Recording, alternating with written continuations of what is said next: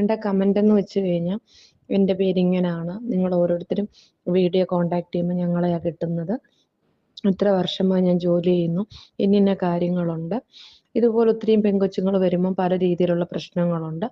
അപ്പം നമുക്ക് പറ്റാത്തവരാണ് ഞങ്ങൾ ഒഴിവാക്കും. അപ്പം ഞങ്ങൾ ഇവിടെ കൊണ്ടാണ് മുന്നോട്ട് പോകുന്നത്.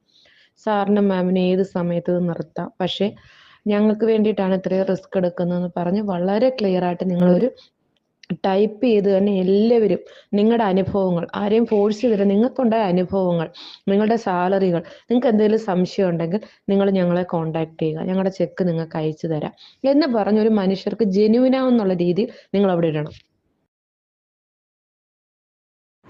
ഈ വോയിസ് കേട്ടിട്ട് ഓക്കെ സാർ, ചെയ്യാം സാർ, അനുസരിക്കാം സാർ, നല്ല രീതിയിൽ പെരുമാറാം സാർ, ആന സാർ, ചേന സാർ, മാങ്ങാത്തൊലി സാർ, ഇതൊന്നും പറയാതെ സാർ ഇത് ഞാൻ ചെയ്തിരിക്കും, ഇത് ഞാൻ നല്ല രീതിയിൽ ചെയ്യാം, ഞാൻ 4 പിള്ളേരെ നിർത്താം, ഇന്ന് മുതൽ ഞാൻ സ്ട്രോങ് ആയിട്ട് പ്രവർത്തിക്കാം എന്ന് ഉറപ്പുള്ളവർ മാത്രം ഒരു വോയിസ് മെസ്സേജ് തരിക.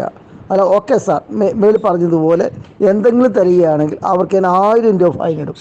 ഒരു മാറ്റവുമില്ല. അതായത് നമ്മളെ വിഡ്ഢിയാക്കരുത്, നമ്മൾ വിഡ്ഢിയാവാനിരിക്കുകയല്ല. അപ്പോൾ ഇതിൽ അർത്ഥവത്തായിട്ട് ഒരു വോയിസ് നിങ്ങൾക്ക് തരാൻ പറ്റുമെങ്കിൽ ഹൃദയത്തിൽ തൊട്ട് നിങ്ങൾക്കത് മനസ്സിലായിട്ടുണ്ടെങ്കിൽ ആ മനസ്സിലായ രീതിയിൽ ഞാനത് പ്രവർത്തിക്കാം, 100% ഞാനത് സാധിക്കും, ഞാൻ ചെയ്യും എന്ന് ഉറപ്പുള്ളവർ മാത്രം ദൃഢനിശ്ചയത്തോടെ എനിക്ക് അതിന് വോയിസായിട്ട് റിപ്ലൈ തരിക. അല്ലാത്തവർ ഒരു റിപ്ലൈയും വേണ്ട.